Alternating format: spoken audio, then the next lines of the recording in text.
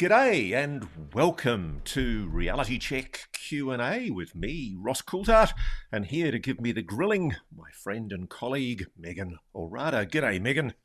Good day, Ross. How are you?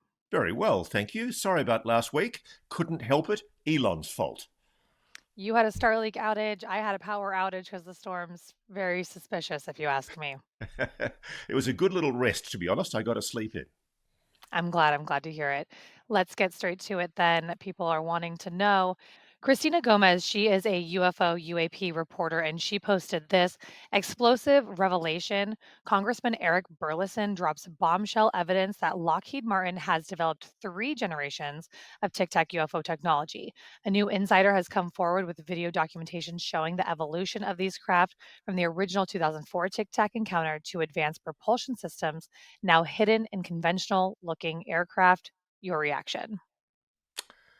Well, I haven't spoken to Representative Burlison, but I'm certainly interested in what he's talking about, not least because he'll be another target for the people that think that it's terrible to talk about the possibility that Lockheed Martin might be responsible for the Tic Tac.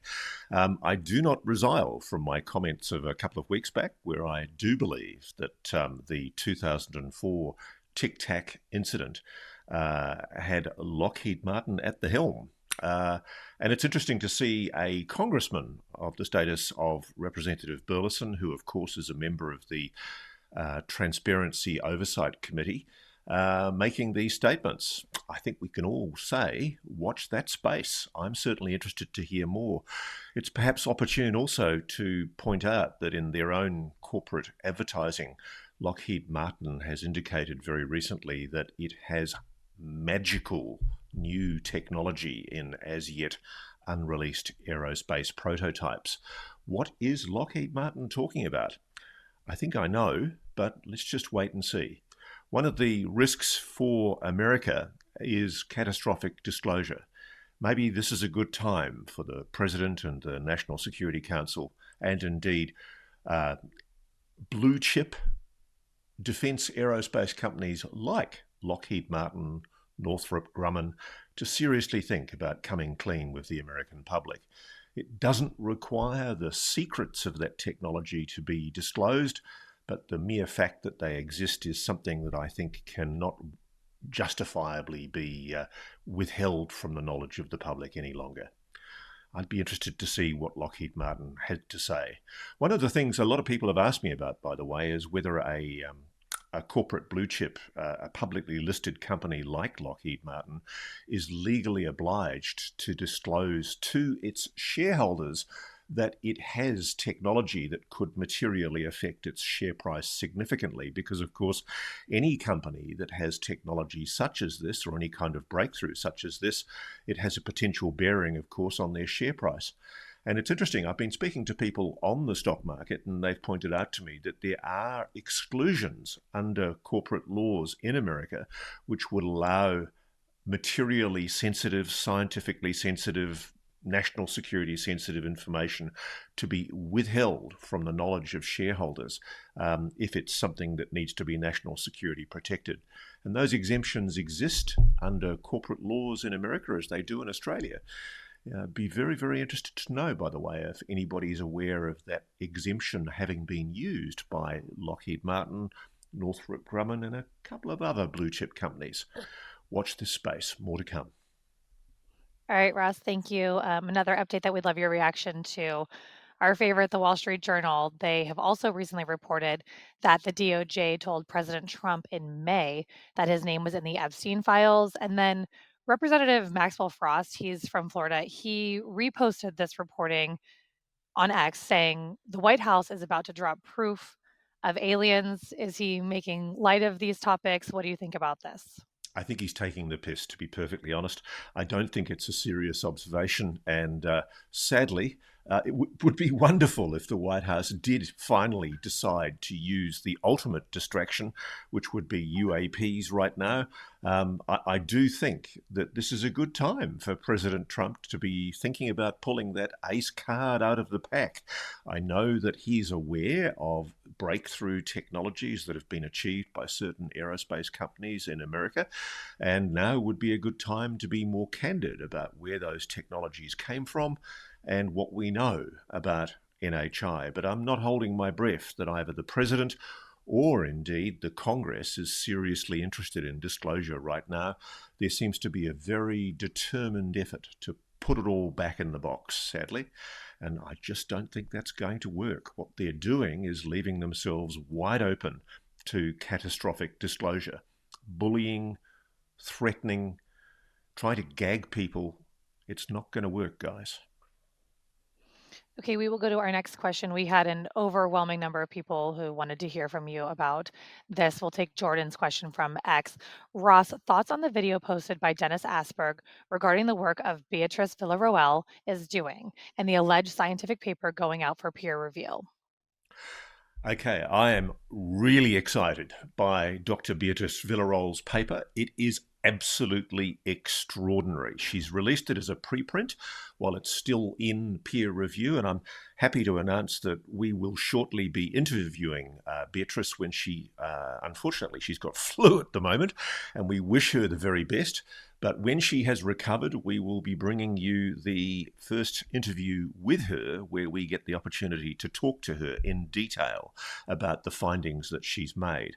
As viewers of Reality Check would know, we've previously interviewed Dr. Villarroel about her discovery of so-called transients.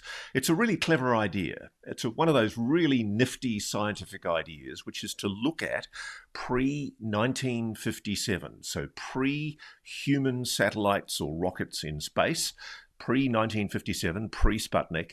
What did the glass photographic plates show? And the data set that she's been using is the Palomar Observatory data set. And she's looking at photographs. In the original interview we did, she looked at photographs around, particularly, for example, the 1952 Washington, D.C. UFO wave, when we know there were vast numbers of strange, anomalous objects witnessed by the military, radar operators, and civilians, and a whole variety of people over Washington, D.C. They didn't land on the White House lawn, but they sure as hell put on a show. And what Beatrice discovered, we reported on this about 10 months ago, is that there were objects in space, in orbit, that were in orbit on the exact dates of the period in, I think it was June, July of 1952 when this flyover occurred, and they disappeared shortly thereafter. Something was in geosynchronous orbit or around or thereabouts. Now, what Beatrice has now done in the paper that she's just published, she's basically looked at transients again, and she's narrowed down transients that appear in apparent lines. And what she's discovered is just extraordinary. I'm very excited to talk to her about this. There are lines of potentially over 100,000 objects that are specular. They have flat, reflective, mirror-like surfaces, which suggests technology or artificial construction. They are not human. They are a technology, potentially. They are artificial, potentially. The implications of this are enormous. It is potentially a disclosure moment. I don't think it's possible to not get excited about what Dr. Villarroel has discovered. It's a really interesting bit of science. She's obviously very nervously waiting for peer review at the moment. There's always in science the possibility of a plausible explanation. But we're very much looking forward to talking to her about it, and I'm happy to say that Reality Check will be interviewing her at the first available opportunity, and you'll hear about it from us as soon as we know. Very excited about that, Ross. We will move on to Mike. He says, Ross, I have a question relating to the funding for the passive radar project discussed by you and Mitch Randall. Why are the leading wealth makers out there in industry slow, if not reluctant to fund projects such as that now being developed by Mitch Randall? I would have thought that our leading wealth makers would have the same desire as the rest of us to resolve this ongoing question of NHI and UAP entering our world. Regards, Mike. Okay, so Mike's asking about the passive radar system that's proposed by Mitch Randall, a very clever fellow who I had the pleasure of meeting at Contact in the Desert. And Mitch proposes that we use existing electromagnetic bandwidth, FM radio signals, digital TV signals, and objects flying through that bandwidth interrupt those signals, and it can be read passively. And that kind of data can actually provide a very, very interesting and actually arguably more effective type of radar than active radar, where we're squirting out a beam at objects to see whether we can measure them. So the proposed passive radar system that Mitch is proposing is essentially software-defined radio receivers bought by members of the public and located all over the United States. And he estimated that for around about, I think, $5 million, you could basically set up a system like that. There's probably also another $5 million build on top of that to develop all the algorithms. And you could actually cover the entire continental United States. Now, this isn't a new idea. Mitch is developing on an idea that was developed back in the 1930s by some British scientists. But it's a super clever idea using modern, up-to-date digital technology and encouraging the public to be part of essentially a citizen science project. One of the problems with getting funding for anything UAP related is any equity investors always looking for a return. And unless you've got the secret coating for the spaceship or the anti-gravity breakthrough, a lot of people are going to roll their eyes and go, well, why should I put money into a project that's speculative, that's investigating something that the US government says doesn't exist? Because, of course, we know that officially the position of the US military, the Department of Defense, is that there is no evidence of extraterrestrial engagement with this planet. I know everybody here on Reality Check probably thinks that's flat out wrong and deceitful, and of course so do I. But the simple fact is that if you're a private equity investor and you're looking where to spend your money, it's a tough call to put your money into a passive radar system that's trying to measure UAPs. But if you think about this more broadly, I actually do think private equity investors should look at supporting Mitch Randall's passive radar system, because it's actually a system. I know in Europe there is already a German passive radar system up and running that has demonstrated the efficacy of this kind of system. And there indeed at one stage was in several European air traffic controls a proposal that there be a passive radar system set up as an alternative to the active radar systems. It's arguably more effective, and it works with redundancies, whereas active radar doesn't if the particular radar system breaks down. So yeah, I mean, I agree with you, Mike. I'm bewildered that somebody hasn't done this earlier. It's one of those really clever ideas, and that's why we gave Mitch the run that we did. It's a really clever idea. I've tried to help Mitch with a private equity investor I know myself, and I just wish him the very best because I'd really like to see that come to fruition. You could actually have the entire continent of the North America, United States, Canada covered with software-defined radios, giving a grid readout of what's passing through that area. And unless there's some kind of anti-radar stealth technology that these craft are using, you're going to pick them up, which is really exciting. All right, thank you so much. We are going to go our next question. And we've talked about this before, Russ, but you have so much going on right now and so many news stories coming that I think it's important to remind our viewers what you actually do all day, every day, and all night. This question comes from UFO Enjoyer. What does Ross's sourcing process look like? Would love to hear more about how he vets his sources and substantially the info they give him. Thanks. It's a good question. I mean, generally, the way I work is very much like most investigative journalists work. You never rely on a single source, you rely on multiple corroborative sources with direct knowledge of what we're talking about. Um, One of the issues that I have, a lot of people say to me, why don't you just throw everything out into the public domain?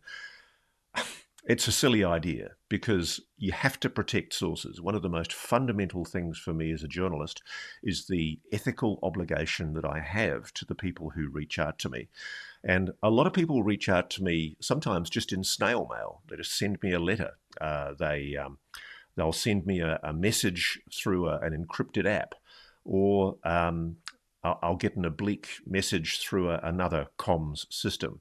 And then we have to figure out a way of creating a system of protecting their identity while at the same time allowing them to communicate with me. And if people knew the elaborate efforts that I go to try to communicate with people securely, which often includes dead letter boxes on the dark web, literally creating, in some cases, an email server on the dark web with a fake name using Tor, which is a type of VPN encryption system. And yeah, I go to enormous efforts to try and protect people. And that might frustrate people that I often can't identify my sources. I am talking to people whom I am satisfied are working with direct knowledge of a legacy crash retrieval, that's UAP, non-human craft retrieval and reverse engineering program. I don't understand the motives of those in the US government who thinks it's a good idea to continue to lie to the American public and the rest of the world about the breakthroughs that they have made by reverse engineering this technology.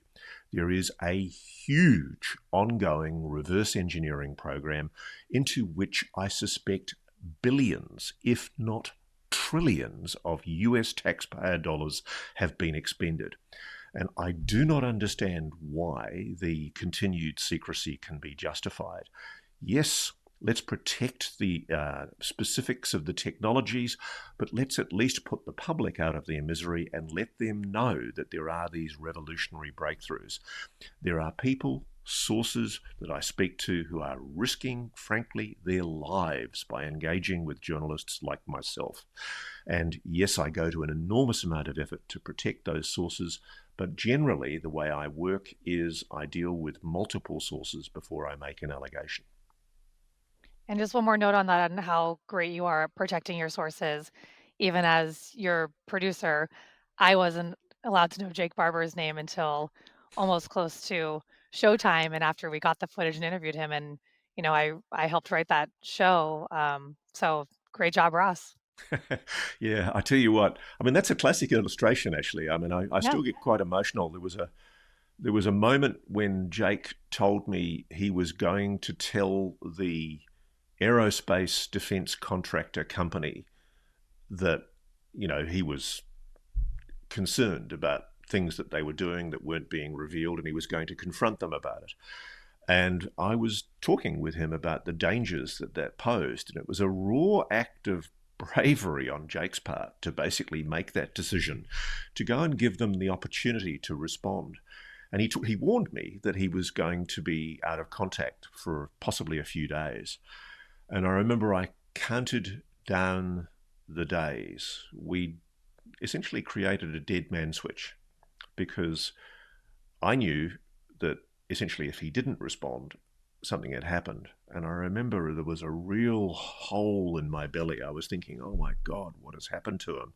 And this is one of the things that you think about as a journalist is you're living with the stress and the strain of encouraging these people to come public. Jake being one of them. And there are many others at the moment who are deliberating about what to do. They're not very happy, frankly, with the way that Congress is frankly sitting on evidence and ignoring it.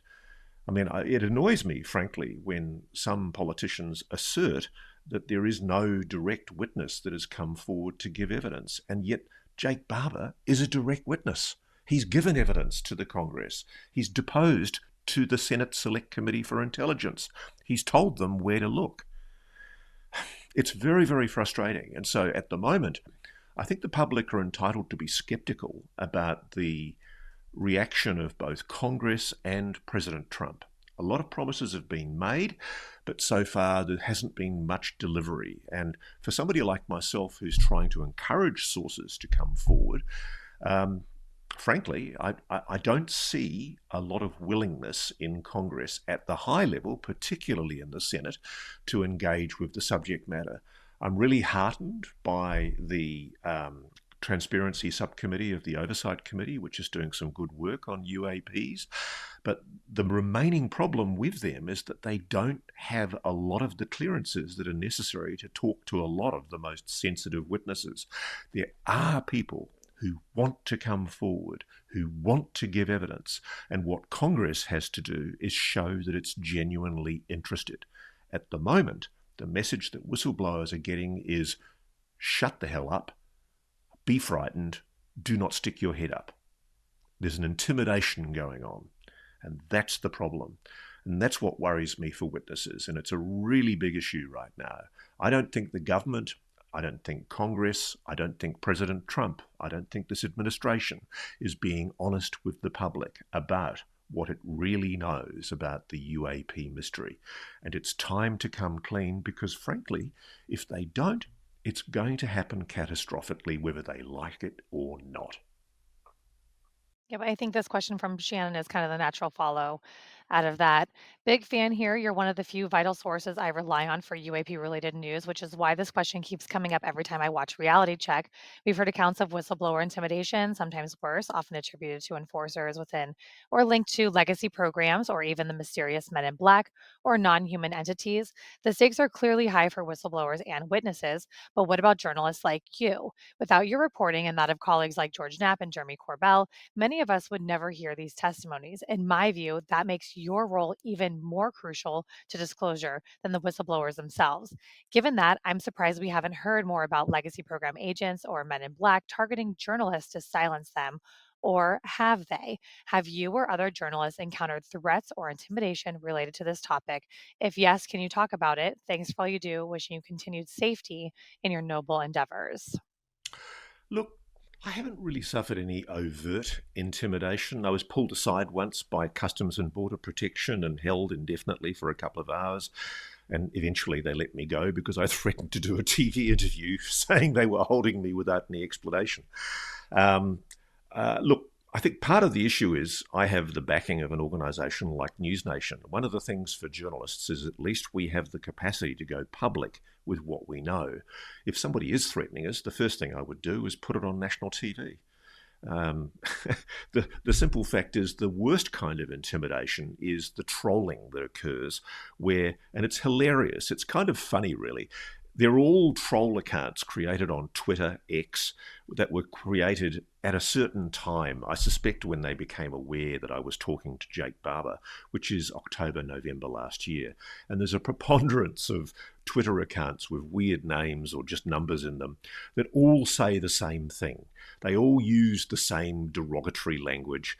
And frankly, they are probably a psyops operation being run out of some military intelligence barracks somewhere in the deep south. In fact, I'm pretty sure I know where it is. I filmed the exterior. Um, we're very aware of an ongoing psychological operation. I mean, part of the operation was to brief the Wall Street Journal with that ludicrous story that they ran a few weeks back where they tried to suggest there was nothing to the whole UAP issue, and they tried to suggest that the missile interferences by the phenomenon at certain nuclear missile sites were just part of an electromagnetic pulse test. That crazy, wacky, deranged theory has now mercifully been blown out of the water and shown to be patently untrue and false. And look, frankly, I think the ignominious departure of Dr. Sean Kirkpatrick and Tim Phillips from Arrow is a good thing.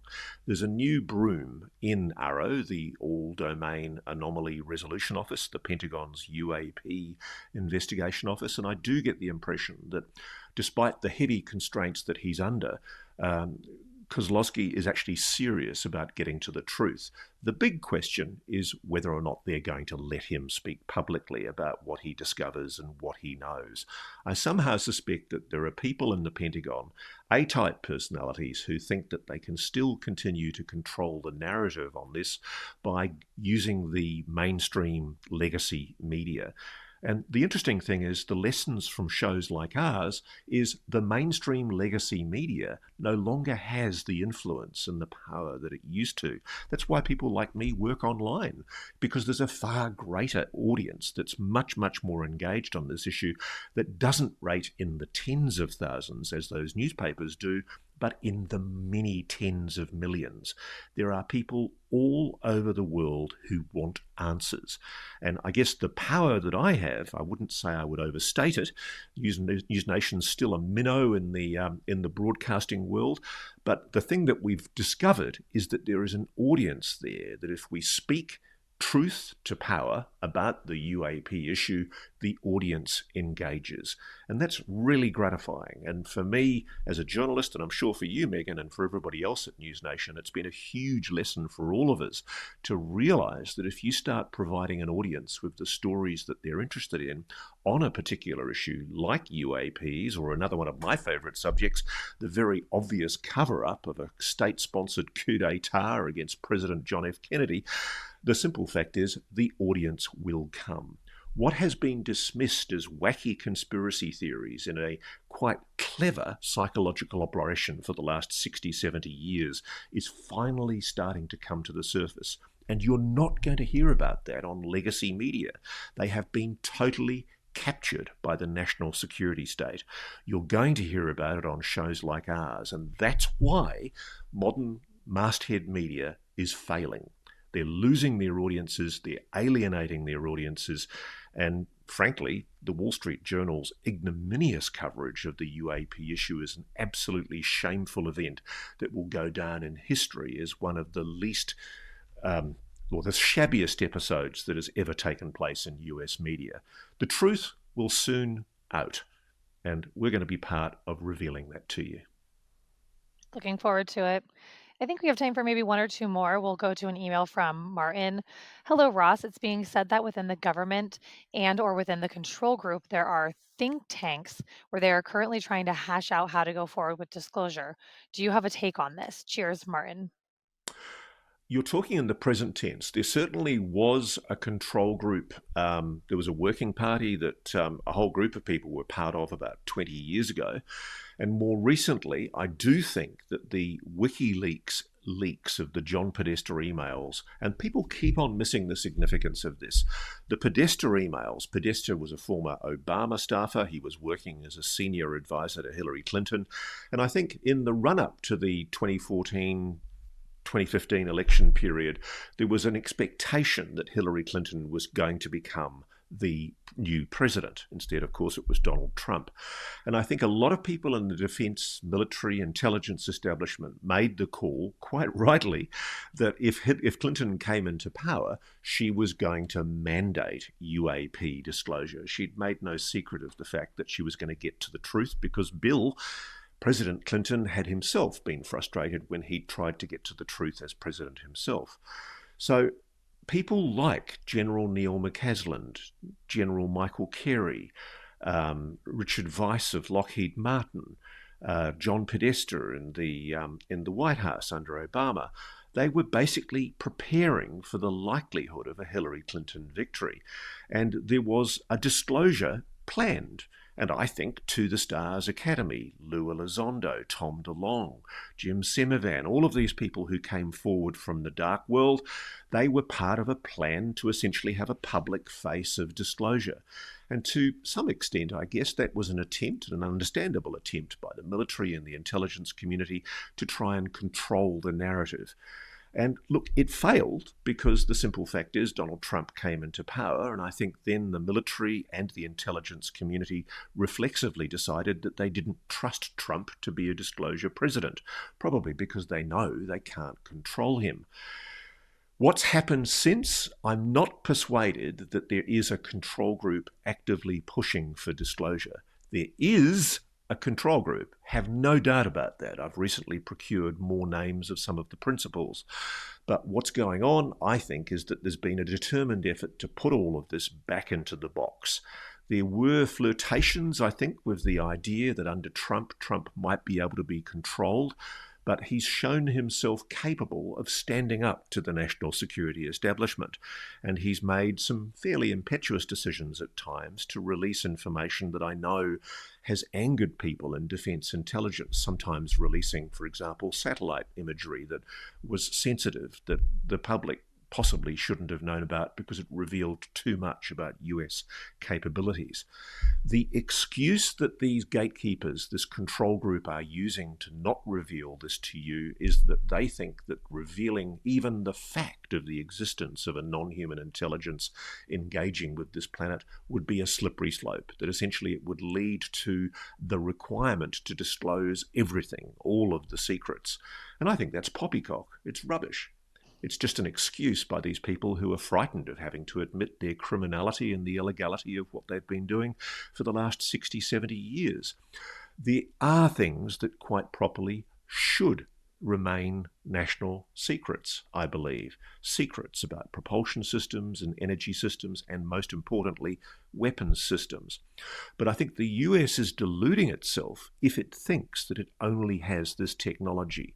I think the Chinese are demonstrating that they have this technology. And I think the days when the US had the dominance in this technology are well and truly over.